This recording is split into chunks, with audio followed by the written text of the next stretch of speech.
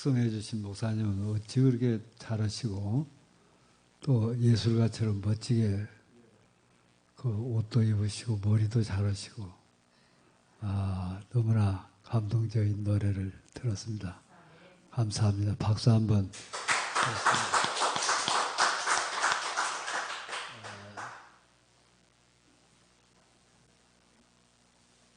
여러분들이 여기 어제 오신 분들에다가 우리 오늘 특송해 주신 회장님밖에 더군 사람이 없는 것 같아요.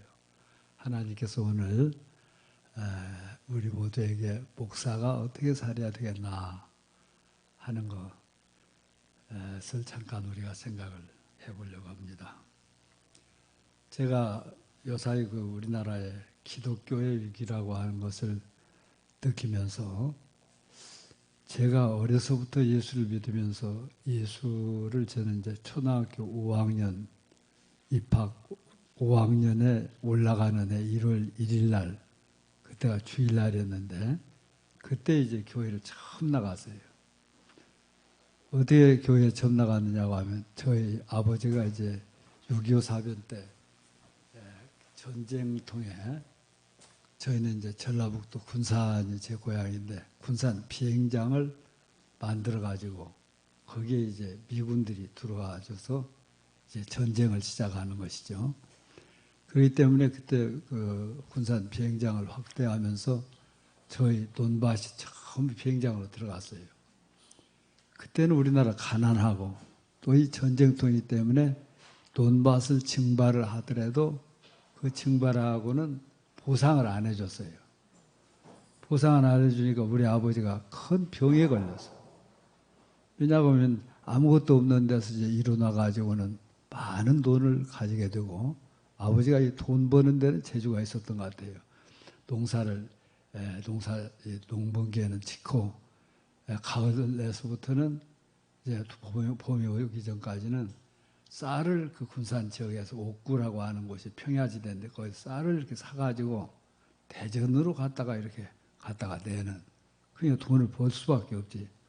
그래서 땅을 이렇게 많이 이 아버지가 준비를 하신 것 같아요. 배움은 없는데 이 양반이 열심으로 하시는 걸로 이제 논밭을 많이 마련해 놨는데 그것이 비행장의 전쟁통에 다 들어가 버리고 한 푼도 건지질 못했어요. 집도 그 속에 들어가고. 그래가지고 이제 아버지가 병이 들었는데 병이 든 다음에 그때는 이제 우리나라 사람들이 무속에 많이 의지를 하니까 여기저기 이제 병원도 다니고 약계도 의지를 해봤지만 그런 걸로는 안 되고 그래서 용하다고 하는 무당들을 많이 불러다가 굿을 많이 하게 된 거야. 그러니까 저희 집은 이제 매일 굿하는 집인 거야. 아버지의 병을 낫게 하기 위해서. 무당이 와가지고 아침부터 저녁 밤중까지 그 다음 날도 계속 다른 무당이 와서 하고 계속 그런 집안이. 아버지의 병을 고치기 위해서 저는 어머니를 따라서 계속 절에 가서 그때는 무당이 이제 무속과 불교와 싱크리침되어 있기 때문에 저는 무당이 곧 불교인 줄 알았어요. 후에 이제 성장하고 보니까 불교는 그래도 고등 종교고 무당 종교는 이건 우리나라의 부속적인 샤머니즘이라고 하는 그런 것인데 그때는 무당과 불교와 분리를 잘 못할 때지요. 3000배를 하라고 한다. 우리 아버지가 낳는다고. 그래서 열심으로 그 부처님 앞에서 절도 하고. 그런데 어떤 그 동네에 이제 목사님은 그때는 목사님이 귀했어요. 그 동네 전도사님이 와가지고 목회를 하는데 여자 전도사님인데 초가집 교회에서 지금 저희 고향 교회는 아주 좋은 큰 이중표 목사님이 거기서 목회를 했어요. 제가 이중표 목사님을 담임 목사로 모시도록 만들어가지고 이 목사님이 훌륭한 목사라고 하는 것은 그 어려운 교회에 와서 7년 있었는데 그 시골 교회가 700명이 모였어. 이 목사님이 워낙 설교를 잘하는 거야. 그리고 지역 사람들을 막 사랑하는 거야. 그래서 교회가 엄청나게 봉되었는데 그때 저는 대학원을 다녔고 이중표 목사님은 대학을 졸업하고는 대학원 안 다니고 목회를 바로 하러 나간 분이에요. 그렇게 이제 이준표 목사님이 후에 오셨는데 그때는 저는 이제 신학교를 졸업하고 그 뒤였고 그 전에 이제 그 여자 전도사님이 무당 굿을 우리 집에서 하고 있으면 지나가면서 우리 어머니를 붙잡고 그런 얘기를 했다는 거예요. 당신은 예수 믿어야 살아. 예수 믿어야지 이게 무슨 짓이야. 우리 어머니는 그때 젊은 때고 그 전도사님은 연세가 아마 지금 생각하면 한 50대쯤 되지만 우리 어머니는 한 30대 이 정도니까 손을 잡고 당신은 예수 믿어야 살아. 근데 과거에는 그런 소리를 많이 들었는데도 어머니가 전혀 감동을 못 받았는데 워낙 무당굿을 많이 해도 아버지의 병화는 그대로고 더 깊어지만 가니까 그 말이 귀에 들어와서 그때가 이제 제가 초등학교 5학년 올라가는 그해 1월 1일 날 어머니가 결단을 해가지고 우리 이제 무당굿 이런 거 하지 말고 교회에 나가자. 예수 믿어야 산다고 하니까 우리 예수 한번 믿어보자 해가지고 아버지, 병든 아버지하고 어머니, 우리 형제가 넷이 우리 형님이 계시고 우리 형님이 그 옥국교회 장로를 하다가 은퇴하시고 그 지역에서 제일 부자예요. 우리 형님이. 그 집 자녀들이 아주 다 잘 됐어요. 그 집 자녀 가운데서 목사가 또 있죠. 그래 우리 모두가 그 초가집 교회를 들어가는데 전도사님이 강단에 초가집 교회인데 강단에 서서 설교 말씀하는데 내 속으로 내가 그때 5학년짜리 촌놈 5학년짜리가 저 자리가 앞으로 내가 설 자리가 됐으면 좋겠다. 나는 그때는 목사는 있는지도 모르고 나도 저런 전도사님 같이 저렇게 복음을 증거하는 사람이 됐으면 좋겠다. 그런 그 마음이 마음속으로 들었어요. 그날부터 지금까지 예수를 붙잡고 사는 거야. 그날부터 지금까지. 그 뒤로 아버지의 병을 우리는 낫다고 생각했는데 나은 것이 아니었어. 3년 후에 돌아가셨으니까. 그런데 아버지의 병이 우리는 낫다고 예수님을 믿으면 낫게 해주는 것이지 뭐 나은 것이다. 이런 생각을 우리가 하게 된 것이에요. 예수는 우리에게 줄 수밖에 없어. 아버지 병을 고쳤고 우리 아버지는 이제 교회에 좀 무선해져가지고 나가 집사도 그때는 뭐 한 세례받은 6개월 되면 집사도 신기고 그랬어요. 그때 교인들이 없으니까 집사가 됐는데 그 초가집을 이제 부수고는 거기다 예배당을 짓는데 재직회를 하는데 우리 아버지가 재직해서 발언 한 번도 안 해보셨다는데 손을 들고 그러더래. 장로가 한 분 계셨는데 장로님이 3분의 1에 이 교회 건축에 비용을 대라. 내가 3분의 1 되겠다. 그래서 3분의 1은 성도들이 헌금을 해가지고 교회 진짜 한 번에 그냥 해결해 버렸어요. 다 박수를 쳐라 해가지고. 그래서 우리 아버지가 3분의 1, 왜냐하면 저쪽에 다 망해가지고 이쪽에 이사 왔으니 아무것도 없는데 모든 걸 다 해가지고 3분의 1을 내고 장로님이 내고 교인들이 3분의 1 헌금해가지고 아주 쉽게 그 옥국교회라는 교회를 건축을 했어요. 건축하고 헌당식 못하고 아버지는 이제 세상을 떠나셨어. 세상을 떠났는데 이제 그 뒤로 예수를 믿는다는 것이 얼마나 행복한지 말이죠. 그러니까 나는 무슨 다른 공부를 해서 내가 성공해야 되겠다 이런 생각을 해본 적이 없고 그 초가집 교회 강단에 서야 되겠다고 생각했으니까 당연히 신학교를 간 거고 공부도 뭐 잘하지도 않았고 그러면서 평생을 살았는데 요 사이 신학대학들의 학생들이 안 오는 거예요. 몇 년 전까지만 하더라도 여기가 통합직 교회 목사님 계신지 몰라도 통합직 장로신학대학 같은데 신학대학원은 서울대, 고대, 연대 출신들이 재수하고 삼수해야 들어왔어요. 그런데 몇 년 전부터 신학 지망생들이 장로교 신학대학 그리고 큰 교단인 통합직의 총회신학대학, 감리신학대학도 겨우 채워지나 감리신학대학은 한 반절밖에 안 했어요, 작년에.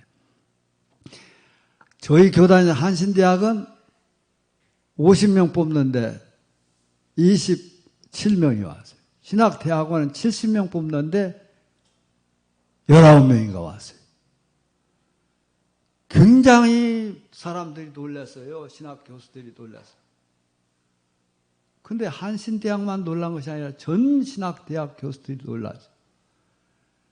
한국교회를 걱정하는 사람들은 모두가 놀랄 수밖에 없어요.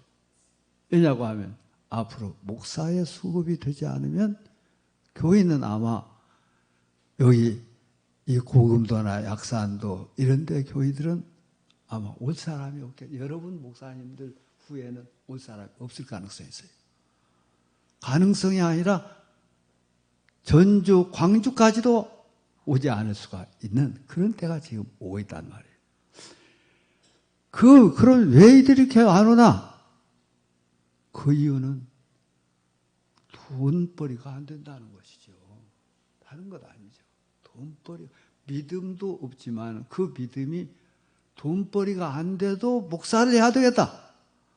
제가 그 초가집 예배당에 강단에 서야 되겠다고 하는 것이 무슨 내가 먹고 살기 위해서 해야 되겠다는 생각을 했으면 뭐 그 초가집 교회 그 강단에 서고 싶었겠어요? 그런 생각이 없어. 전혀 그런 것을 생각해 본 적이 없거든. 그냥 주님의 복음을 위해서 사는 것이 나에게 그것이 생명의 길이다. 그 길밖에 없다. 신학하는 길밖에 없다 생각하고 신학교에 왔는데 지금 사람들은 이제 신학해가지고 내가 앞으로 어떻게 사느냐. 오늘의 가치관은 돈이지 않아요. 돈 많은 사람이 돈 재벌 총수가 최고고 재벌 총수의 아들이 되고 그런 사람들은 최고의 미녀들과 결혼을 하고 세계 최고로 좋은 대학에 가서 학위도 받고 돈 없는 사람들은 할 수가 없는 세상이란 말이에요. 그러니까 신학대학, 일반 대학 다른 과에 들어가지 신학을 하려고 하는 사람이 지금은 없어졌다는 거예요. 신학 안 해도 먹고 살 수 있다. 이렇게 생각하고 있는 것이지. 실상 보고 보니까 제가 제 사위가 말이죠. 큰 사위가 여기 CJ 대한통운 호남 본부장이에요. 광주에 와서 있어요. 전북, 전남, 광주, 제주도 여기 책임자인데 그 사위한테 얘기 들어보니까 택배하는 그 아저씨들이 아버님 최소한 수입이 500만 원 됩니다. 그러더라고. 이놈이 지가 하는 일이니까 좀 공갈을 치는 건가. 이게 생각해야 하고 우리 딸한테 물어봐. 우리 딸은 거짓말을 일절 않거든. 큰 딸한테 물어봤더니 아빠 다 그런데요. 잘 버는 사람은 700만 원, 900만 원.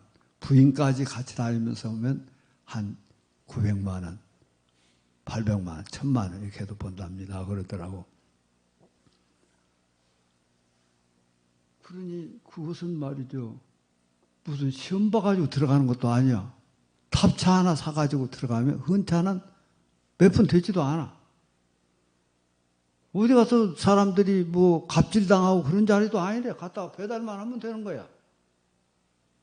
그런데 서울에 저는 우리 교단에서는 제일 큰 교회에 거의 제일 큰 교회에 있었는데 택배 기사만큼도 별로 안 받았더라고 보니까. 그러니까 요사이 신학을 하려고 한 사람들이 없다는 것을 이해를 할 만하더라고요. 그러면 돈을 버는 거 좋아요. 성공하는 거, 출세하는 거. 그 어머니 아버지도 또 신앙이 좋은 장로 집사들도 목사님들도 내 자식을 신앙을 보낼까. 옛날에는 목사님 자녀들은 우리 그 후배 자녀들이 한신대학 가보면 많아서 거의 신학교 왔어요. 보니까 자식들이. 근데 지금은 요새는 안 온다는 거예요. 왜 그러느냐. 그의 요사이 사람들의 판단 기준, 그것이 현실주의라는 거예요. 현실. 현실에 내게 이익이 있느냐. 내게 이것이 필요한 것이냐?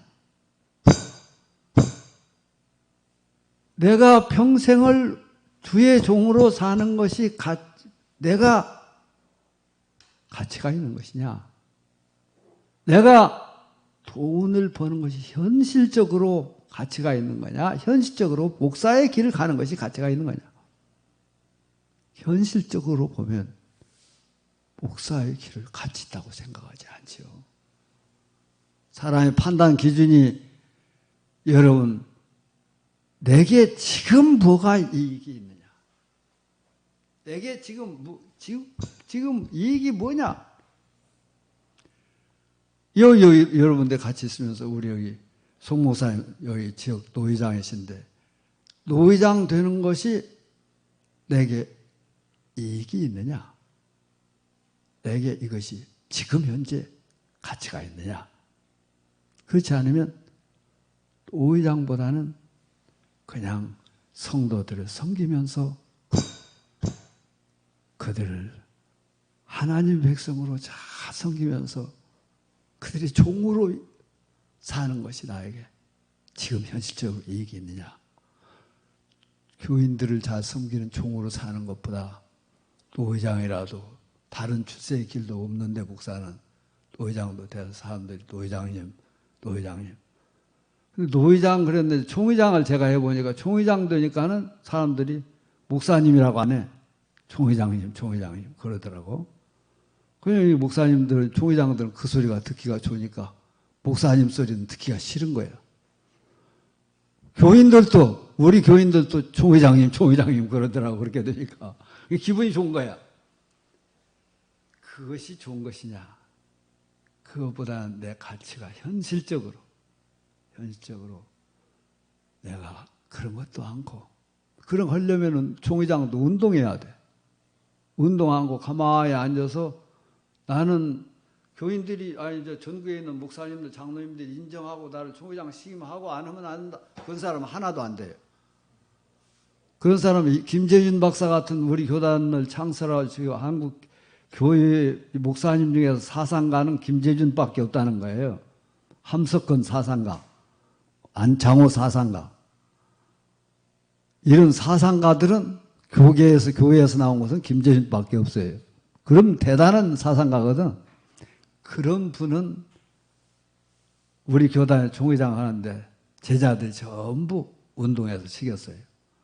그 외에는 강원용 박사 같은 사람도 전국을 한 바퀴 돌아서 총회장을 한 거야.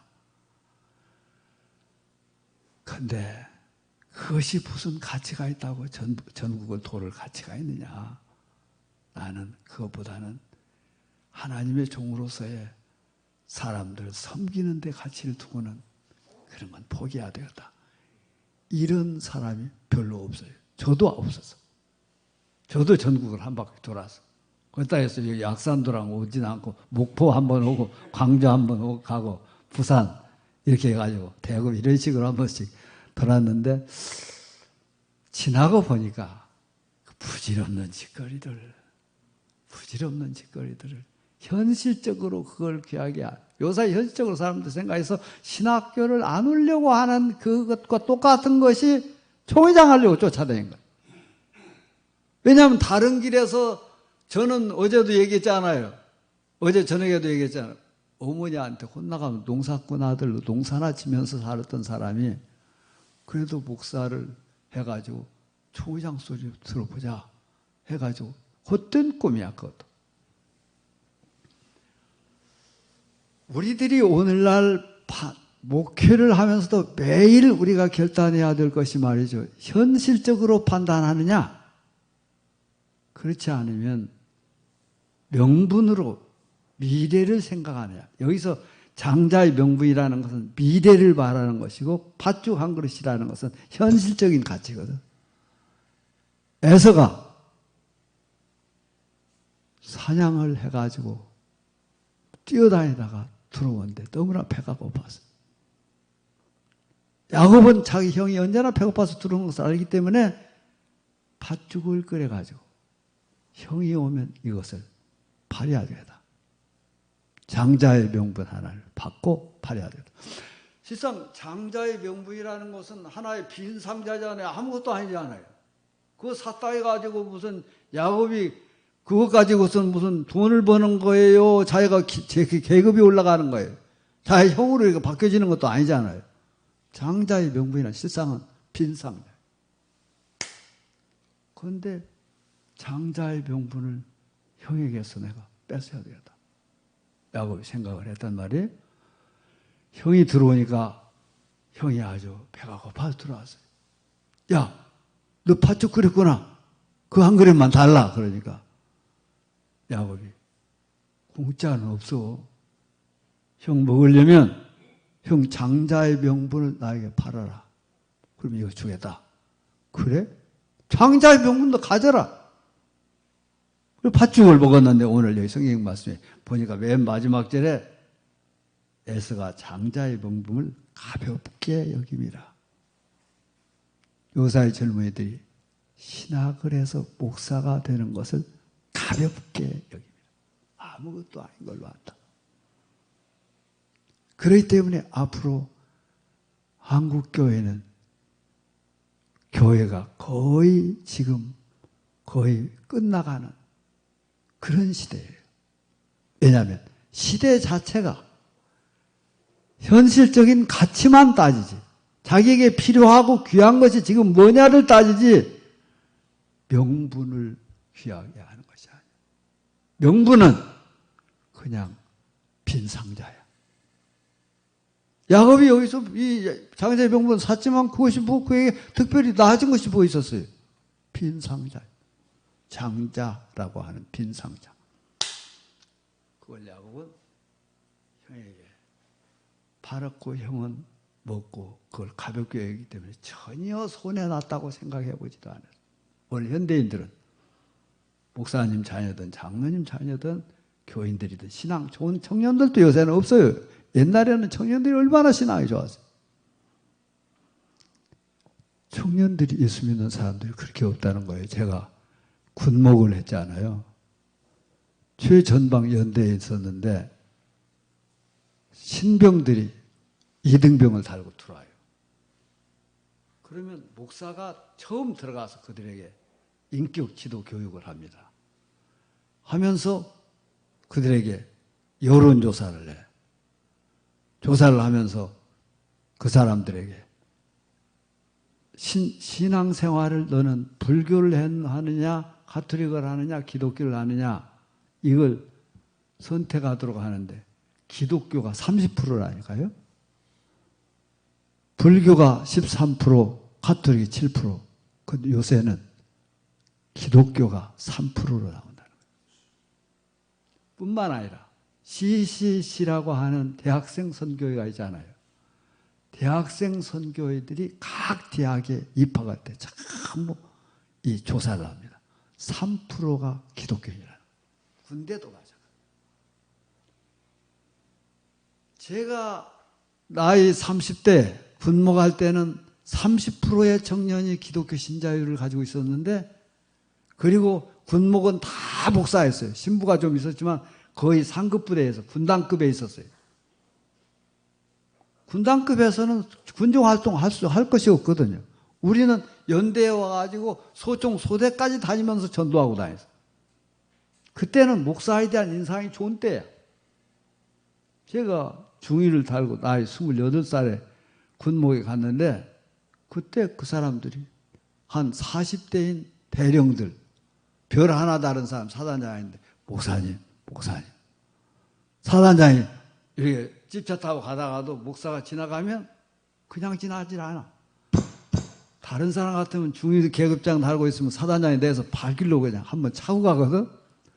그런데 군목이 지나가면 내려와서 목사님 어디 가세요? 어디 간다고? 이거 타세요. 제가 모시다 드릴게요. 그렇게 목사를 알아들는데 저는 그것 보고 놀랐어요. 이제 28살밖에 안 됐는데 말이죠. 중위라고 하는 것은 군의관도 중요했거든. 군의관 의사들 아니에요. 의사들은 대대장, 연대장들이 조인트 까버린다고 해요. 의사들은 조인트 까는데 목사한테는 임자를 붙여. 저희 부대는 연대장이 말이죠.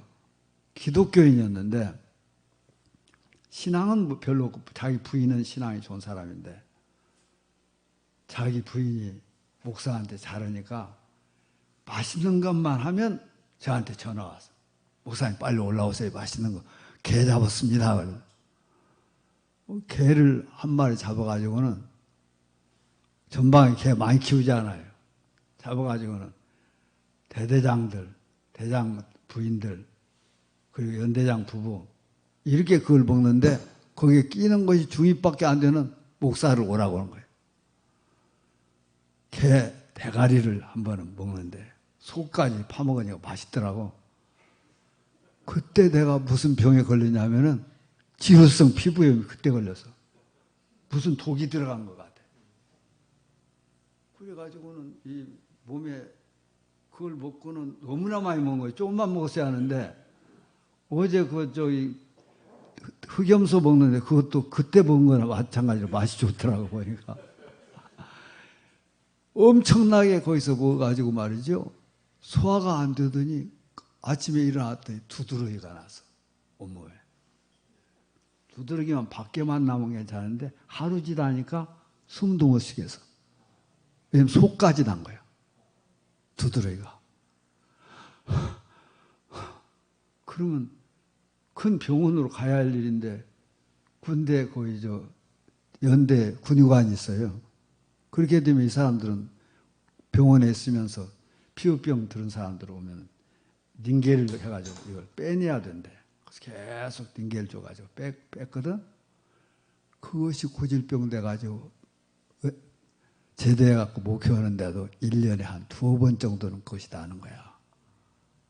그래도 그 보신탕을 끊지도 못하고는 가끔 가서 먹었어요. 근데 요새는 하도 나라에서도 받고 어디 먹을 때도 없고 그래가지고 안 먹었는데 어제 그 흑염소 먹으니까 그때 그 맛으로 먹히더라고. 어제 맛있더라고. 그렇게 내가 몽땅 안 먹은 것 같아. 어제 소화 잘 된 거 보니까. 그렇게 그때 그 목사에 대한 인상이 그렇게 좋았어요. 군대에서 그렇게 한 거 보면은 너무나 잘해주는 거야. 전부 잘해주는 거야. 그래가지고 특별히 연대 이제 인사주임이라게 사단은 인사참모라고 하는데 인사주임이 소령이에요. 나는 중이지만 믿음이 좋은 사람이 있어가지고 이 사람이 전 장교들을 모두 좋은 목사님 오셨으니까 설교나 한번 들어봐라 해가지고 교회로 장교들 한 50명 이렇게 몰고 와. 그 사람이 몰고 와가지고 설교하면 이 사람은 인사주임 앞에 앉아가지고 아멘 아멘 다른 사람 처음 나와서도 아멘이 뭔 소리인지 모르고는 아멘 아멘 하다가 다 신자가 돼버리더라. 그래가지고 이 부대에서 목회를 제가 괜찮게 했어요. 3개 대대가 있는데 철책선 대대. 이 대대에서 예배 아침에 7시에 하고 그 다음 대대에서 9시에 하고 그 다음 대대에서 이제 오후에 하고 11시엔 연대 본부에서 교회에서 예배 인도하고 4부 예배를 드렸어요. 그래가지고 세례를 주는데 그 연대에서 몇 명을 줬냐면 1,500명 정도. 아니 1,500명이 아니라 2,114 그 연대하고 포사령부가 거기서 내가 담당했는데 거기까지 합해서 2,119명을 세례를 주게 되었어요. 세례를 주는데 세례를 나 혼자 2,119명 못 주잖아요. 서울에 가서 한경직 목사님을 찾아갔는데 저는 한경직 목사님 교단이 다르잖아요. 찾아가서 제가 인사드리고는 전방에 세례식이 2,119명 있습니다. 목사님 와서 설교 좀 해주십시오. 그랬더니 그 경직 목사님 언제 성자더라고. 나같이 그 중위가 왔는데도 손을 딱 잡고 내가 가겠습니다. 가겠습니다. 그날 내가 군인들에게 선물을 뭐 가지고 갈까요? 그러더라고. 그래서 목사님 돈 많이 들어도 되겠습니까? 그랬더니 괜찮습니다. 그래서 그 막사가 한 30개 되는데 거기에 비닐 장판, 그때 군대는 말이죠. 그냥 장판, 세면 같은 걸로 이렇게 발라가지고 살 때거든. 근데 비닐 장판을 30개 막사에다가 깔 수 있도록 해 주십시오. 그랬더니 적으면서 좋습니다. 그러더라고. 그러면 자기가 한 것이 아니라 대한농산이라는 회사가 그때 있어요. 지금 한국스레트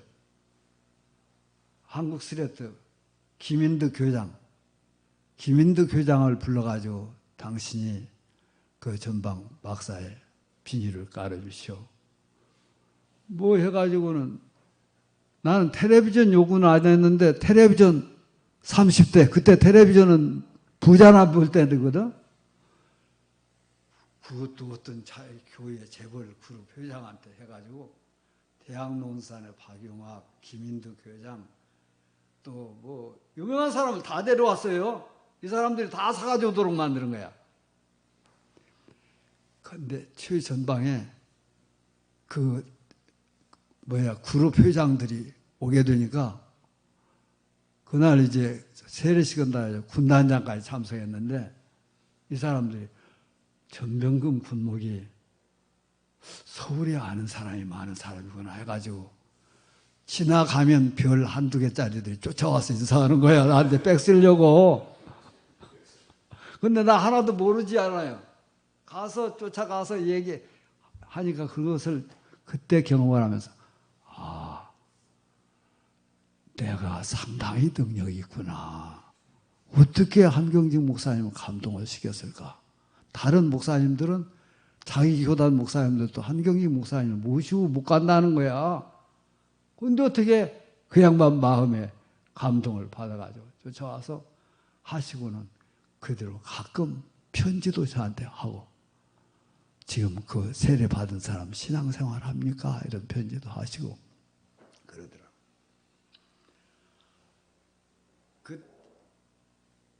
이제 그때 그 기독교 선교라고 하는 것은 굉장히 활발할 수 있었고 군목들을 그렇게 알아줄까? 나만 그런 거 아니야. 다른 사람도 다 알아주는 거예요. 다른 군목들도. 근데 요사이 신학을 하려고 하는 사람들이 없는 거. 그것은 지금 나에게 먹고 살 수 있게 해줄 수 있느냐. 내가 앞으로 결혼해서 내 아내하고 살 수 있도록 할 수 있겠느냐 말이야. 내 자식들 낳아서 제대로 가르칠 수 있겠느냐.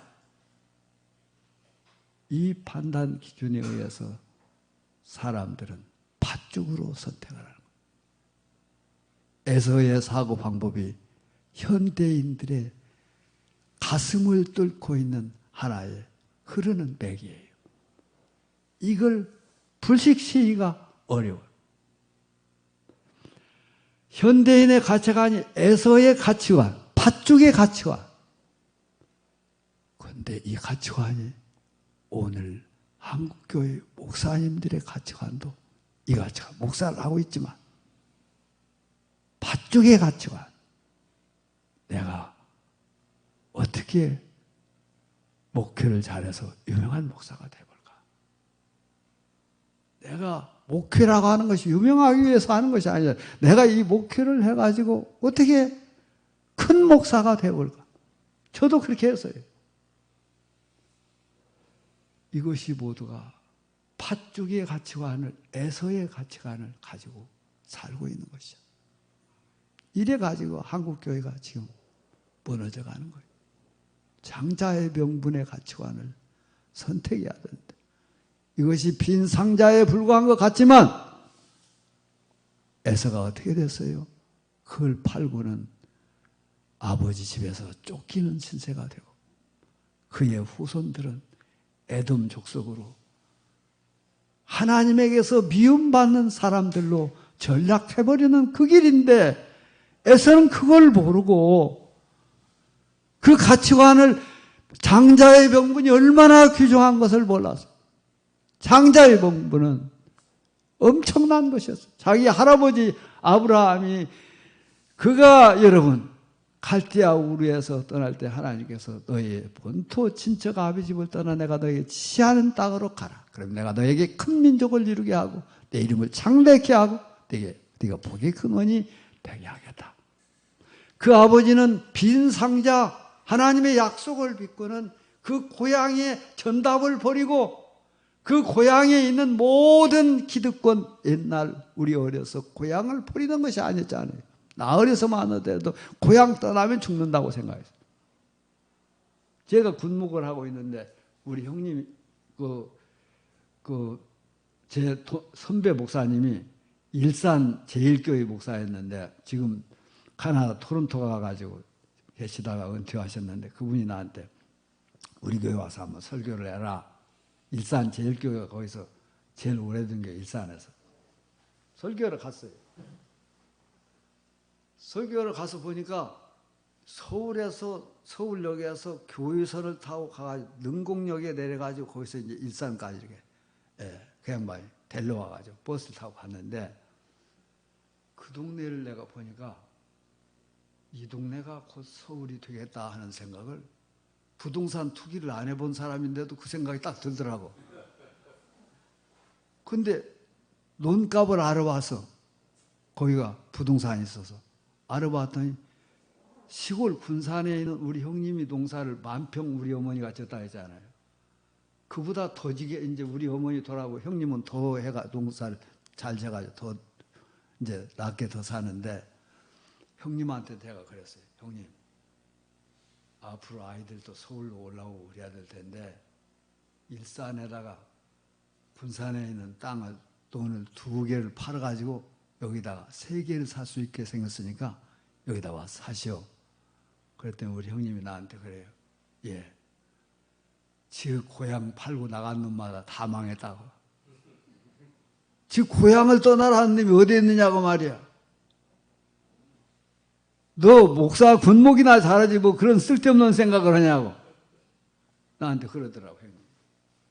알았습니다. 했는데 지금 그 아들이 소령이야, 중령이야. 군인에서 중령인데 거기다가 아파트를 사고 자기도 형님도 거기다 아파트를 하나 사놨다고 하더라고. 그때 동생이 얘기할 때 할 걸 그러더라고. 한번 나한테 와서. 그때 돈 3개만 사놨으면 재벌 되는 거야. 그래서 고향을 떠난다는 것이 그렇게 어려운 일인데 아브라함은 하나님의 명령을 받고 갈대아 우를 떠나서 갈 바를 알지 못하고는 그가 떠나지 않아요. 그걸 야곱은 알았어요. 우리 할아버지가 하나님의 사람인데 그분이 고향 친척 아비 집을 떠나 하나님의 지시하는 땅 히브리서는 갈 바를 알지 못하고 떠나다. 야곱은 그걸 알았어. 그 장자의 명분. 형님은 그걸 모르고는 팥죽 한 그릇으로 팔지만 나는 할아버지를 보니까 그것은 빈 상자가 아니라 나의 미래와 우리 민족의 미래를 결정하는 가장 큰 하나님의 보물이다. 이걸 야곱은 알았어. 사람들이 그래요. 야곱을 보면서 이제 공부 많이 한 목사님들 설교하면서 그러더라고요. 야곱이 더 사기성이 많고 에서보다 더 나쁜 놈이다. 그것은 그럴맞죠. 왜냐고 하면 장자의 명분도 팥죽 한 그릇을 사고 축복기도도 아버지한테 받는데 가짜로 자기 어머니가 별미를 만들어준 거 가지고 들어가서 자기가 자기 형님처럼 내가 이거 사냥해서 잡은 겁니다. 별미입니다. 하고는 아버지를 속이고는 축복기도 받은 거, 이 모두가 사기친 거 아니냐?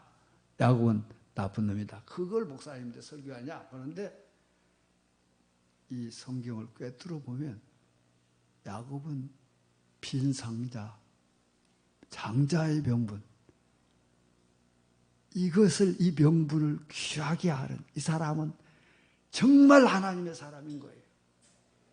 그걸 아는 것이 인류 역사의 12지파의 아버지, 이스라엘 12지파의 아버지가 될 수 있는 야곱인 거예요. 이것 자체가. 오늘 우리가 장자의 명분을 귀하게 하는 사람 돼야 돼. 칼빈 선생이 장로교를 창시했잖아요. 칼빈 선생의 집을 저는 갔다 왔었어요. 노야용이라고 하는 곳에 이제 파리에서 북으로 한 2시간 올라가서 가봤는데, 칼빈 선생이 이제 그의 이제 예장 합동 측에서 칼빈주의를 엄청나게 주장하는데, 칼빈의 사상은 루터하고 좀 틀려요. 루터는 예수를 믿음으로 구원받는다고 하는 이 이신층의 진리, 이것이 기독교를 꿰뚫는 역사 20세기 동안 그걸 주장해 온 것이 루터의 이신층의 사상이거든요. 그 신앙, 예수를 믿음으로 구원받는다. 거기서 한 단계 올라간 사람은 칼빈이에요. 칼빈은 이 예수를 믿고 거기에서 끝나는 것이 아니라 이 역사와 세상을 구하는, 그 사회를 구하는, 거기까지 칼빈이 나간 거예요. 그런데 우리나라 보수적인 교회들은 거기까지 안 나가는 거예요. 칼빈 사상 얘기하면서. 칼빈 사상을 거기까지 나가야, 칼빈은 그러니까 그때 당시에는 상상할 수 없는 학자예요. 엄청난 학자예요.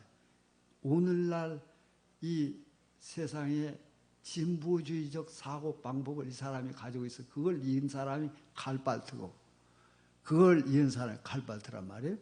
근데 이 양반한테 배운 사람들이 누구냐고 하면 불란서의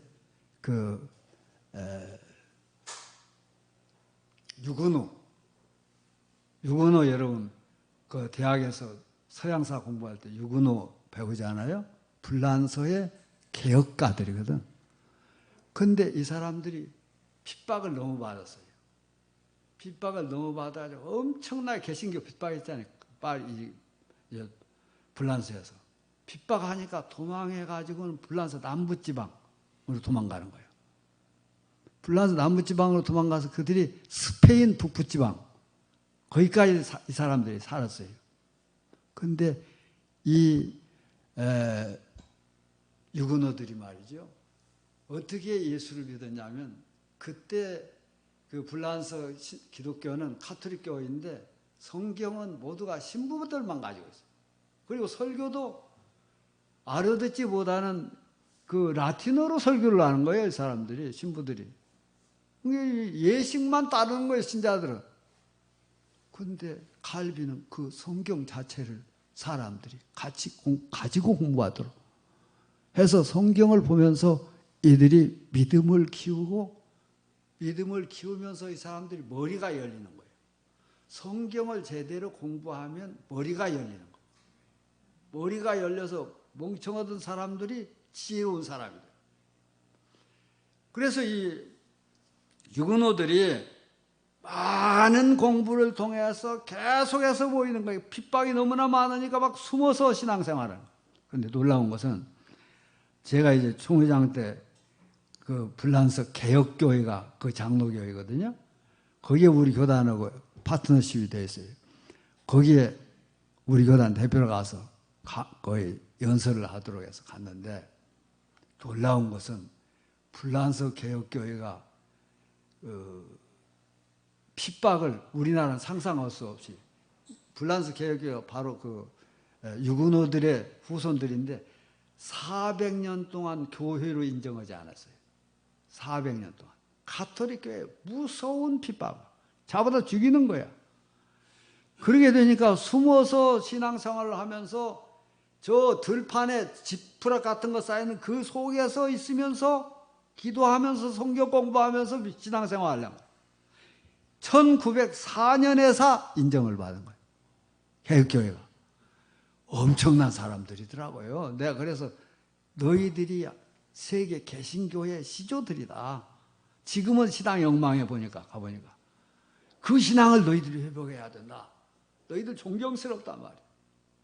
왜냐하면 400년 동안을 지하에 숨어서 들판에서 신앙생활하고 진물 속에서 모여 성경 공부하고 기도하고 그러면서 어려운 사람들, 그 나라에도 어려운 사람이 있으면 저녁에 먹을 것을 거기다 갖다가 숨겨서 갖다 주고, 이 예수를 제대로 믿은 사람들이 바로 이 유고노들이라고요. 근데 핍박이 너무나 심한데 1594년에 앙리사세라고, 앙리사세가 낭트칙령이라고 하는 거 서양사에서 여러분 배웠을 거예요. 낭트칙령을 발표해 가지고는 개신교 이 유고노들에게 자유를 허락한다. 그게 자유를 줘서 낭트칙령, 앙리사세 엄청난 인물이더라고요. 이 사람이 개신교 허락을 해줬어요. 그래서 불란서에서도 이들이 마음 펴놓고 신앙생활을 하게 되니까 이 사람들에 의해서 머리가 열렸다고 아까 했잖아요. 간의 수공업으로 물건들을, 신제품들을 만들어내는 거예요. 그런데 그 뒤로 1705년에 루이 14세라고 하는 유명한 왕이 자기 할아버지 앙리 4세가 이 개신교 허락을 해놨는데 그걸 이 사람이 반대하는 거예요. 반대해가지고는 개신교인들, 유고노들 모두가 교회와 가톨릭 교회에 와서 영세를 받으면 안주이겠다. 영세를 받으라 하니까 많은 사람들이 여기서 명분이냐 팥죽이냐, 팥죽을 선택하는 것은 가서 영세 받고는 가톨릭 교회로 다시 귀화하는 거야. 그런데 가톨릭 교회로 귀화하는 것은 이 사람들로서는 인정할 수가 없어요. 왜냐하면 교황과 신부에게 복종해야 하나님 앞에 간다는 거 이게 인정할 수가 없어. 성경에 나와 있지. 이 사람 성경 공부를 하는 사람들이니까. 그러니까 이 사람들이 거기에 굴복하고 들어가는 사람들은 팥죽 한 그릇을 선택해서 많이 가는데 20만 명이 배를 타고는 영국에 가서 영국 국왕과 협상을 해. 우리가 당신 나라로 올 테니까 우리들을 받아줄 수 있겠느냐? 그 영국에서 그걸 받아주는 거예요. 20만 명을 받아주는 거야. 그래가지고 그들 집단 초원을 이루어졌어요. 그들이 개발한 것들이 산업혁명으로 이어지는 거야. 영국이. 산업혁명으로 이루어져가지고 엄청난 새로운 신제품이 나오는 거야. 그런데 이 유고노들이 영국만 도망간 것이 아니라 네덜란드, 덴마크, 그리고 독일 이런 데로 가는, 이런 나라가 세계 공업국가가 된 것은 이 유고노들 때문에, 명분을 선택한, 신앙을 선택한, 그리고 하나님 나라와 의를 선택한 이런 사람들에 의해서 영국이 해가 떨어지지 않는 더 그레이트 브리튼, 세계 대형 제국을 만드는 그런 사람이 된 것이 불란서 사람들인 개신교 신자들에 의해서 되는 거예요. 그래서 세계가 깨닫게 된 것은 기독교 개신교 신앙이라는 것이 그 나라의 공업 국가를 만드는 거구나, 이렇게 생각한 거예요. 그 유고노들에 의해서 대포가 처음 만들어졌다는 거예요. 대포가 만들어지니까 영국의 그때 넬슨 제독 때야 영국의 고깃배들에게 전부 대포를 장착했어요. 근데 불란서는 그때 함대가 있는 데야. 근데 대포는 없는 데야. 그때 칼 같은 거, 창 같은 걸로 전쟁하는 데야.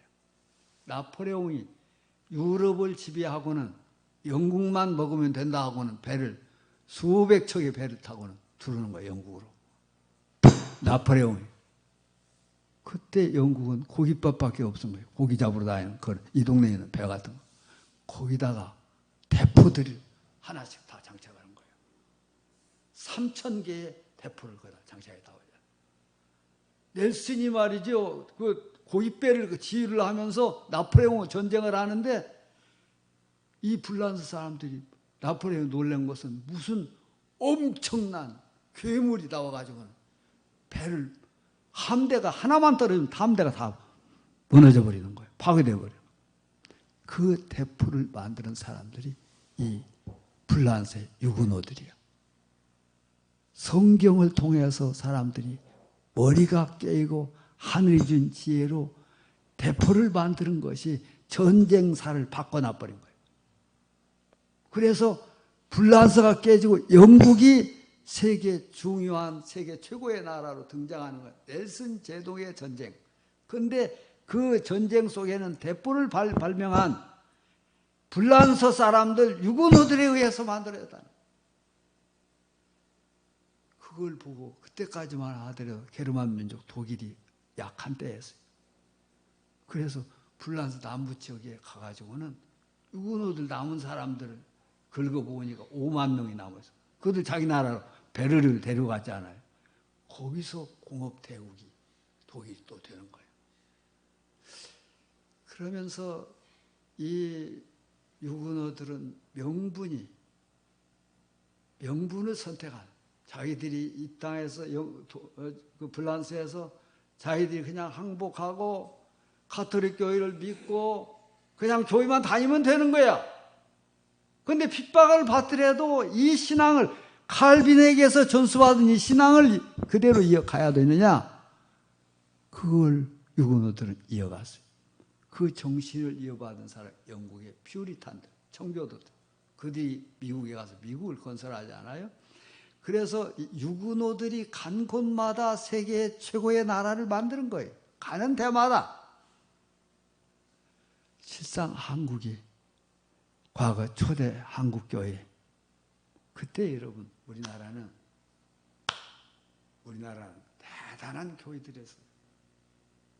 교회에 지도자들이 정말 훌륭한 사람들이 많았어요. 어제도 제가 얘기했잖아요. 안창호, 조만식, 김구, 여운형,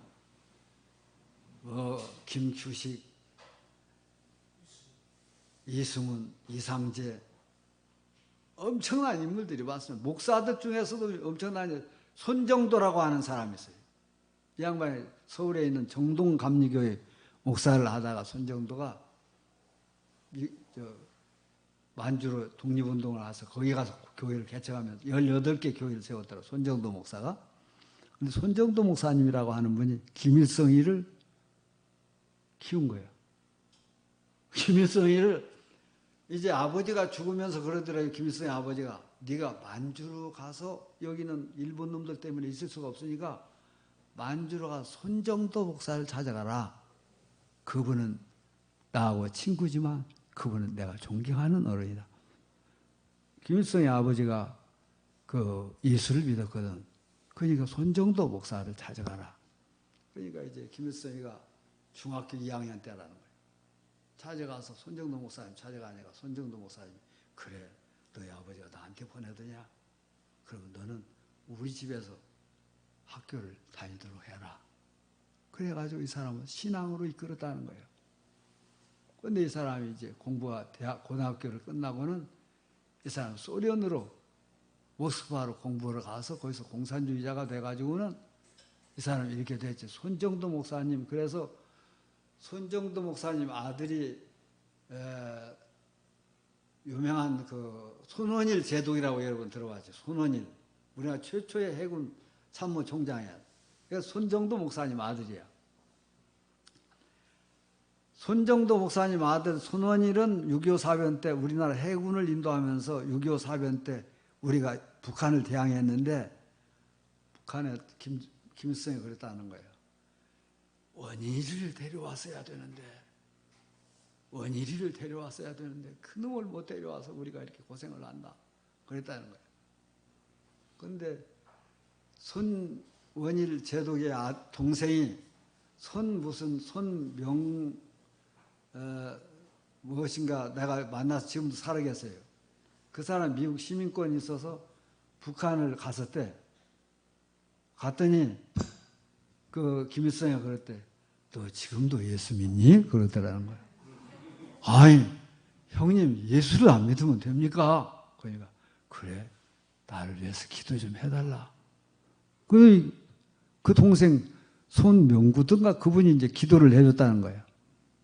너 아버지가 옛날 나 데리고 항상 기도했지. 그러더라는 거예요. 그러니까 손정도 목사님이 조금만 더 오랫동안 데리고 있으면서 공산당에만 안 빠지도록 했으면 우리가 이렇게 분단도 안 됐을는지 모르는데, 그 손정도 목사라고 하는 엄청난 인물이 목사님이었어요. 이분이 그 만주에 가서 그 좋은 교회, 지금도 여러분 정동 제일감리교회 좋잖아요. 그 교회 목사하던 분이 명분을 찾아서, 그러니까 독립운동을 위해서 만주에 가서 교회를 18개를 세우고, 그 길림의 교회를 양반이 목사인데 1000명이 모였다는 거예요. 그래서 엄청난 목사더라고요, 그 목사님.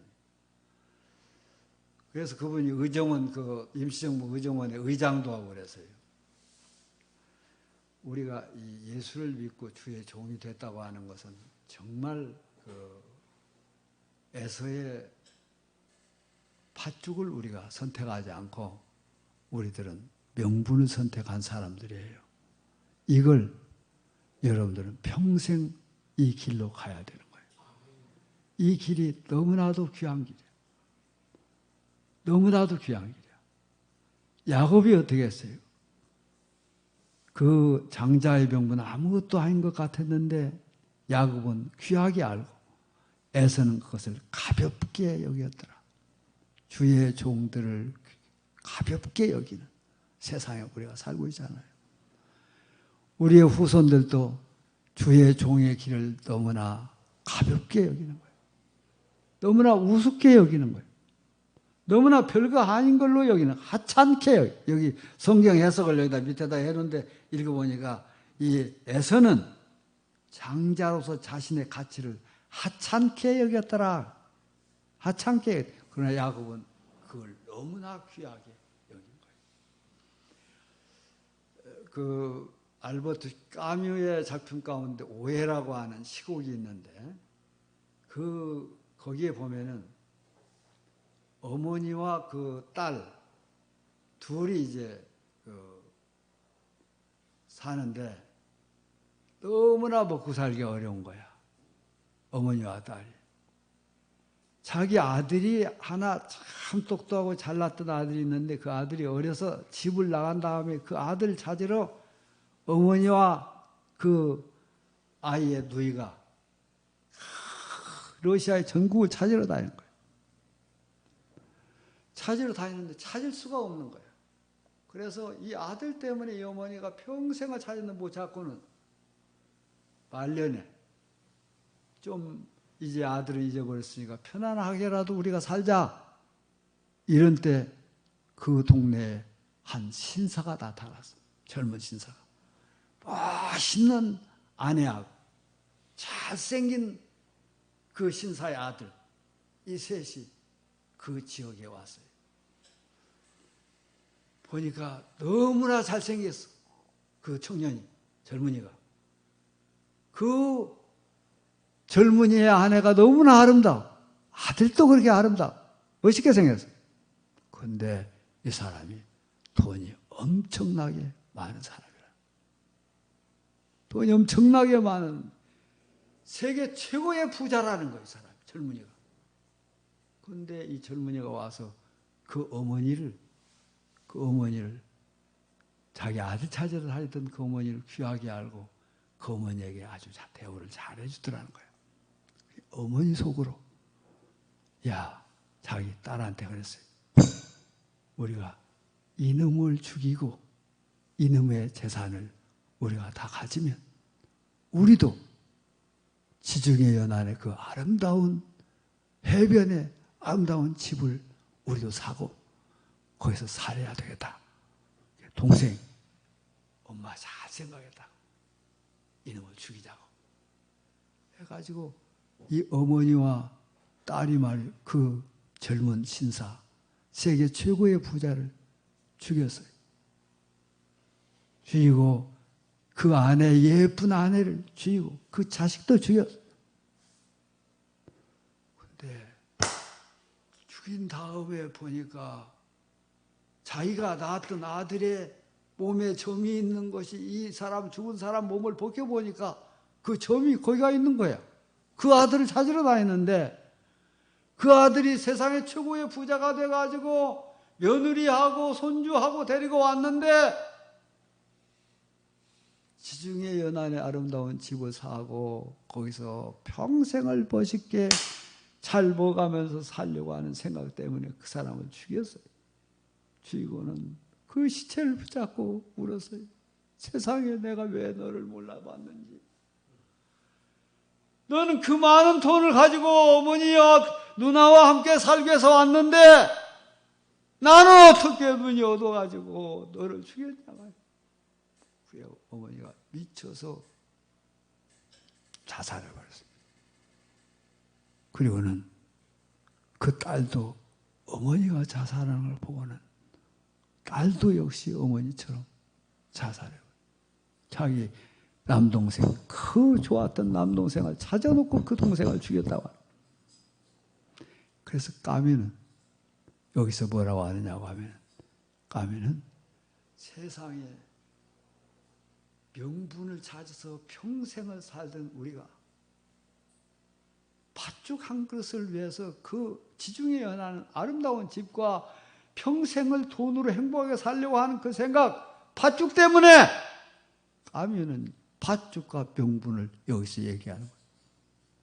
팥죽 때문에 이 명분을 다 치워버렸다. 결국에는 미쳐서 죽게 되는. 그래서 명분을 버리고는 팥죽을 찾아서 가는 사람 에서처럼 들판을 방황하는 자가 되어버린다. 영원히 방황하는 사람이 되어버린다. 우리들이 지금 목표의 길에 여러분이 들어선 것은 명분을 찾아서 하는 거예요. 여기에는 명분이라는 것은 진실이고 정의고 그리고 생명이고 믿음이고 하나님이고 예수님이고 성령이고 이 명분을 찾아서 내 평생 가야 되겠다.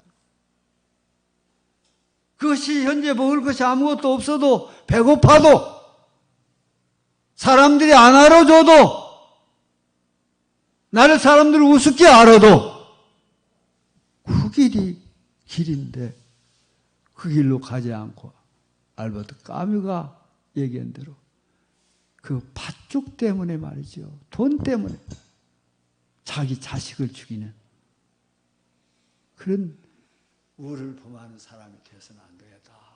우리는 정말로 참 여러분들이 목사가 된 것은 훌륭한 길에 들어선 거예요. 그 길을 목사의 길을 가야 돼요. 순간순간 우리가 사는 것. 우리가 이 세상에서 뭐 오래 가지 못해요. 저도 엊그저께 젊은 목사였어서 여기 우리 그 임 목사님 같이 젊은 목사였는데 금방 나이가 들어가지고 79세니까 엄청나게 먹었잖아요. 한 10여 년 더 살아면 90세 산 사람 드물지 않아요. 얼마 안 남은 세상이야. 그런데 명분을 따라서 가다가 혹시 여기 지중해 연안의 아름다운 집 때문에 명분을 버리고 팥죽을 선택했다가 자기 자식을 죽이는 그런 비참한 길로 우리는 결국 가서는 안 되겠다. 정말 이 길을 제대로 어금니를 물고 가는 거예요. 언제나 바른 길로 선택하고 바른 마음으로 가고 주님을 닮으려고 하면서 가고 아무리 노력해도 주님과 같이 될 수는 없다. 사람들 얘기하는데 주님과 같이 될 수 있어요. 왜냐하면 인간으로 오신 예수가 그렇게 사신 거예요. 그것은 인간이 할 수 있다는 거예요. 인간이신 예수님은 하나님이 인간으로 철저한 인간으로 오셔서 그분은 자기의 유익을 위해서 산 것이 없어요. 그분은 전 세상의 못난 이들만 위해서 살았어요. 그래서 목회를 여러분 무슨 아파트촌에서 엄청난 거기다 막 붕시고 이런 것은 올바른 목회의 길이 아니에요. 여러분들이 여기 뭐 고금도, 약산도, 신지도 그리고 완도 저는 여기 와서 보니까 여기도 역시 그 서울이나 똑같더라고 보니까 서울서 오는데도 가깝고 목포까지 한 2시간 한 27분인가 걸리더라고요. 그리고 여기 와서 있어 보니까 저는 서울에서 살면서도 음식점 가서 그 로봇가 이렇게 음식 배달해서 오는 거 안 봤어. 텔레비전에서는 못 보고. 그런데 우리 거기 사는 데가 거기 어디죠? 신지도 거기에서 어제 저녁에 갔더니 그것이 와서 음식을 배달을 탁탁 해주더라고. 그러니까 아무튼 우리가 하나님의 사람으로서 좋은 길을 선택했으니까 그 길로 평생을 잘 가시기를 바랍니다. 거기서 여기서 뭐 엄청난 것 안 됐어도 괜찮아요. 큰 교회 목사 그것 가지고 하나님 앞에 상급 받는 자리가 아니에요. 그것이 명분이 아니야. 그것은 다 여러분 팥죽들에 다 불과해요. 목회하면서도 매일 팥죽만 추구하는 목사가 많아요. 그 길로 가지 않고 하나님 이 야곱처럼 조금 부족한 것이 있어도 그 명분을 추구하는 사람 될 수 있도록 인도해 주십시오 하고는 매일매일 자기를 쳐서 하나님 앞에 복종시키고 정말 주님이 인정하는 목자가 되고, 또 목회는 여러분들이 이렇게 독일에서 하듯이 나는 그랬으면 좋겠어. 이렇게 몇 군데 이 섬들이 이 목사님들끼리 모여가지고 많이 모이고 같이 서로 위로하고 서로 격려하고, 교단이라고 하는 것이 그렇게 돼야 돼요. 독일은 지역별로 교단이 되어 있다니까. 무슨 장로교 어디 가고 뭐가 있고, 그 실상 먼 데 있는 교회하고 여기하고 무슨 상관이 있어요.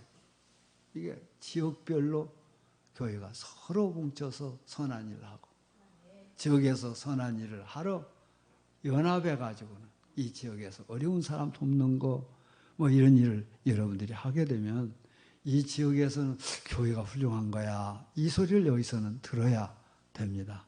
들어서 잘 목회를 해서 날마다 기쁘고 감사하고 행복한 목회가 되기를 바랍니다. 혹시 질문 있으면은 다른 모든 것을 여러분 교회 어려운 문제도 얘기하시면 제가 경험을 많이 했으니까 제 생각을 말씀을 드릴 수 있습니다.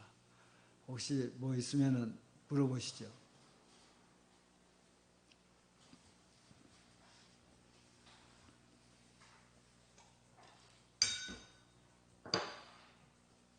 물어볼 거 없지요?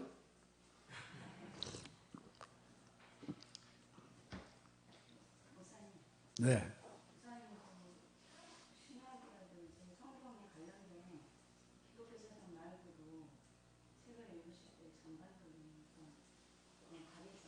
네. 여러분들에게 부탁하고 싶은 것은 성경, 여러분 설교 준비도 매일 좀 바쁘지만은 책을 두 가지를 꼭 읽어야 돼요. 잡지 중에서 하나는 월간 목회가 굉장히 도움됩니다. 월간 목회 처음 나올 때부터 저는 지금까지 보고 있어요. 은퇴하고도 목회가 요새는 어떻게 돌아가는구나 하기 위해서 월간 목회를 보는데, 월간 목회는 그 시대의 목회의 방향, 어떻게 하는 거, 방법론까지 많이 경험한 목사들이 쓰고 있어요. 그걸 꼭 목사님들 읽어야 돼요. 서울에 있는 사람들도 안 읽더라고요. 별거 아니다 생각하고 하기 때문에 안 읽는 거거든. 월간 목회. 또 하나는 기독교 사상이라는 잡지가 있어요. 그건 좀 진보적이긴 하지만 월간 목회는 보수적입니다. 그 기독교 사상이라는 잡지는 대한기독교서유에서 나오는데, 그걸 읽게 되면 세계 신학의 방향, 동향을 알 수가 있어요. 그 목사가 딴 길로 나가지 않아요. 바른 길을 갈 수가 있어요. 그래서 기독교 사상과 월간 목회, 그건 저는 지금도 읽어요. 그것을. 그러면서 기독교 사상에서 그 새로운 그 성경 해석 같은 것이 거기가 많이 나와요. 그러나 이제 합동측 같은 데서 보면 이거 너무나 진보적이라 이거 좋지 않지 않느냐. 그걸 좀 따오면 합동측에서는 엄청난 목회 시너지가 또 붙을 수가 있어요. 그걸 따올 수 있어야 돼.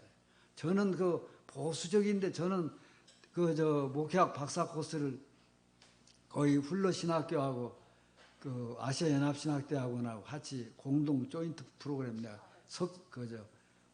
박사 사회거든. 그걸 공부를 하면서 보수신학을 제가 공부를 했어요. 보수신학. 그러면서도 기독교 사상을 읽기 때문에 진보적 신학을 그 시대를 다 공부를 하는 거죠, 지금도. 그래서 그 두 가지를 여러분들이 꼭 읽어주면 어디로 잘못된 사상에 빠지지도 않고 그걸 여러분이 하셔야 되고, 저는 목회하기 전에뿐만 아니라 목회할 때도 학교 다닐 때 공부를 못했어요. 공부를 잘하려면 영어를 잘해야 신학은 잘합니다. 원서를 많이 읽을 수 있어야 하거든. 그런데 나는 태생적으로 영어가 잘 안 돌아가는 사람이야. 외국에 가서 유학도 했는데 대부분 강의를 듣는 것은 잘 귀속으로 안 들어요. 유학까지 하는 사람인데도. 제가 영국에 이제 버밍엄 대학에 가서 공부를 하는데, 거기는 보니까 영국 사람들은 한 7, 8명씩 그룹을 져가지고 강의를 1시간 정도 하면 3시간은 그룹 토의를 내. 그룹 토의하면 나한테 물어보잖아요. 이 사람들 이거 강의 듣고 너는 이거 어떻게 생각하느냐. 나는 슬쩍 빠져가지고 화장실에 가서 앉았다. 설사나가지고 나 죽겠다 지금 해가지고. 왜냐하면 토론을 못하니까 그냥 듣고만 말았으면 나도 이제 그거 가지고 시험 본다면 할 수가 있겠어. 근데 토론하니까 못 얻었더라고. 그렇게 그 영어가 잘 안 돌아가는 사람이야. 처음 영국에 유학 가는데 영어를 못하니까 한국에서 물론 중학교에서부터 대학원까지도 하고, 제가 가기 위해서 1년 동안 영국 문화원에서 하는 BBC 영어 학원이 있어요. 영국 사람들이 와서 공부시키는. 거기 가서 1년 동안 다녔거든? 안 돌아가는 거야. 그러니까 인천 히드로 공항에 내려가지고 나가는데 내 여권을 보고 너 사우스 코리아에서 왔느냐 노스 코리아에서 왔느냐 들리잖아요. 그러니까 말이 헛나와가지고 노스 코리아 그래버렸단 말이야. 노스 코리아라고 하는 것은 북한에서 왔는데, 그때까지만 해도 영국은 북한 사람 못 들어오는 거야. 그럼 너는 저쪽 섰으라. 내가 뭐라고 했어? 저놈들이 섰으라고 내보내지 않고 생각해보니까 노스 코리아라고 한 거야. 그래서 다시 가서 여기 보면 사우스 코리아 아니냐. 나는 아까 네가 물어보는데 놀라가지고 그냥 노스라고 했는데 나 보내달라고 할 때 아니라고 아까 노스라고 했지 않느냐고. 가서 서 있으라야. 저를 기다리는 사람이 밖에서 영국 개혁교회라는 거, 영국 유나이티드 리포먼트 처치라고 하는 것이 영국의 장로교회가 프레스비테리안 처치하고 크라이스트 오브 처치, 그리스도교회하고, 그리고 그 회중교회가 연합돼서 있는 것이 유나이티드 리포먼트 처치거든. 연합개혁교회. 거기 해외 담당 총무가 공항에 나와서 기다리는 2시간 다른 사람 나간 다음에 2시간 있어도 안 나오는, 요새같이 핸드폰 있으면 연락해 줄 텐데 지금부터 40년 전 이놈들이 안 보내가지고 그 공항 안으로 데리고 가는 거야. 조사하려고. 그래서 영어를 제대로 못하니까 설명하는데 손짓 발짓 하면서 아까 내가 잘못했다, 잘못 말했다 해서 보내달라 하니까 다 조사해보더니 가방 펴보자 해가지고 하니까 거기 폭탄이나 가지고 왔으면 큰일 나잖아요. 전부 조사하더니 나가라고. 제가 나가니까 이 영국 연합개혁교단의 해외 담당 총무가 가버렸어. 가버려가지고 이거 큰일 났어. 그래서 그 개혁교단 총회로 전화를 했지. 떠듬떠듬하는 걸로 전화를 했더니 전화를 받는데, 우리 해외 담당 총무가 나갔는데 아직 안 들어왔다. 거기가 좀 더 기다려라. 해가지고 핸드폰이 없으니까 연락을 못 하잖아요. 그 사람 왔다가 다시 데려와가지고 7시 반 만에 만나서 7시간 만에. 그래서 내 속으로 말이죠. 상당히 목표를 괜찮게 하다가 갔거든요. 그때 나는 괜찮은 사람으로 알았다가 세상에 이렇게 못난 놈이 세상에 있나. 아니 노스 코리아냐 사우스 코리아냐 물어보면 그냥 그 간다는 것을 왜 그렇게 나왔을까 자책을 하면서 그렇게 살았는데, 그렇게 잘 못하는 사람인데 신학교 대학원 다닐 때 공부를 못했다 하는 것은 외국어 실력이 없으니까 원서를 가지고 공부를 할 수 있어야 다른 분야의 책들을 많이 읽어야 되거든요. 은퇴하고부터 영어 성경을 하는 거야. 왜냐하면 늙으면 또 치매 걸릴 수도 있잖아요. 영어 성경을 계속 7년 동안 지금 은퇴하고 했더니 처음에는 너무나도 오래 걸렸어. 근데 지금은 오래 걸리지 않아요. 그것이 되기는 되더라고. 그것을 좀 말로 풀어내서 할 수 있어야 되겠는데 말로 풀어내서는 잘 못하지만 이게 성경을 읽으면서 이해를 하고 이렇게 지나가는데 책을 아무튼 은퇴하고는 엄청나게 있는 거예요.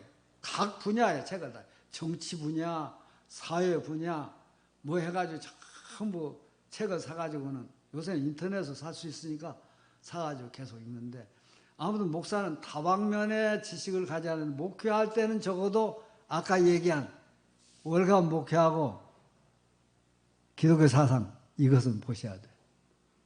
그것만 보면 헛된 길로는 안 나가죠. 목사님 말씀하신 부분을 책 얘기를 했으니까 제가 기억나는 부분이 처음에 이제 소유냐 존재냐 가치 부분, 네. 이거는 그 사회심리학 에릭 프롬의 To Be To Have 그거를 읽으시면 좋을 것 같고요. 그냥 제가 좀 책을 말씀드리면 그리고 이제 명분이냐 파죽이냐 이런 부분이 그 헨리 나우엔이 The Selfless Way of Christ 해가지고 번역은 세상의 길 그리스도의 길 이렇게 돼 있거든요. 네. 세상의 길은 상향 거기 표현은 어떻게 되냐면 그 상향 중심의 충동 이렇게 표현하고 있어요. 헬이 나오면은 그래가지고 그 예수님의 세 가지 시험에 대한 부분 가지고 얘기를 풀어가고 있고요. 그런데 이제 헬이 나오는 사실 하버드의 중심 교수에다가 라르시 공동체라는 정신 지체를 갔잖아요. 그러니까 번아웃 상태에서 가장 높은 데 최정점에 있을 때는 깨닫지 못한 부분을 정신 지체자들 그들과 함께하면서 알게 됐고 그 예수님 섬김에 대한 섬기러 온 것이 아니라 섬김을 받으러 온 것이 아니라 섬기러 왔다는 부분을 통해서 깨달은 부분을 얘기한 게 In the name of Christ 그리스도의 이름으로라는 거기에 리더십에 대한 얘기를 하거든요. 제 세 권을 보면 목사님께서 말씀하신 부분을 상당히 이렇게 덤으로 이렇게 할 수 있는 그런 부분이 있는 것 같습니다. 우리 최 목사님 책을 많이 읽으니까 그 헨리 나우엔은 하버드 대학이 말년에 하버드 대학 교수였는데 하버드 대학 교수할 때 개학을 할 때 그랬어요. 그 사람은 그 반절은 1년의 반절은 하버드 대학에 있지만 반절은 나한테 자유를 달라. 그러니까 그렇게 하고 개학을 한 거야. 하고는 반절은 어디로 가냐면 남미로 가는 거야. 칠레, 아르헨티나 이런 데 가서 거기 가서 가난한 자들 속에 가가지고 그들 섬기면서 그들 조직화해가지고 그들이 잘 살 수 있는 길로 이들은 투쟁하는데 이 사람 끼는 거예요, 거기에. 그러니까 그 해방신학자가 뭐라고 하느냐면 헨리 나우엔은 자기가 보니까 자기보다 더 해방신학자라는 거야. 대단한 사람이라는 거야. 근데 헨리 나우엔은 엄청난 기도의 사람이면서 그 20세기 최대 영성가잖아요. 최대 영성가인데 그 반절은 그렇게 한 것 보면 우리 같은 사람은 예수님 뭐 말씀대로 못 살고 있지. 그냥 해보려고 노력하는 것에 불과한데 헨리 나우엔은 예수처럼 사는 거야. 데이브리크 커뮤니티에 가서 한 것 같은 것은 말년에 거기서 그 장애인들 몸에 똥 싼 거 닦아주고 옷 빨아주고 이런 일 하면서 거기서 살았거든. 그런 거 할 수가 없는데 그분은 엄청난 사람이죠. 근데 또 지식도 엄청나게 많아가지고 그 사람 하버드에 강의할 때는 전 세계에서 온 목사들이 꽉 들이쳤다고 하지 않아? 그 강의하는데. 나무위에서 했던 부분 무슨 말씀하세요? 우리는 우리의 우물에서 물을 마신다. 책 그게 가장 중요한 포인트 같습니다. 질문 또 있으면 좀 하세요. 목회 현장에서 은퇴하시고 나서 제일 그 현장에 사역하실 때 내가 이게 후회스럽다 뭐 그런 거 하나 있으면 소개해. 제일 후회스러운 것이 저는 우리 교회가 부흥이 안 되거든요. 왜냐하면 저희 교단은 아까 칼빈의 대사회적 영성을 주장한 그것을 기장은 그대로 가기 때문에 사회적 영성을 주장하는 교회는 부흥 안 됩니다. 왜냐하면 교회 중심적으로 나가는 교회가 부흥되는데 저는 우리 교단의 방향을 쫓으면서도 교회 부흥하는데 엄청나게 신경을 쓴 사람이거든. 그걸 위해서 설교도 개발을 하고 쭉 했는데 교회 너무나 부흥시키려고 한 거 이런 것들을 내가 잘한 것이 아니다.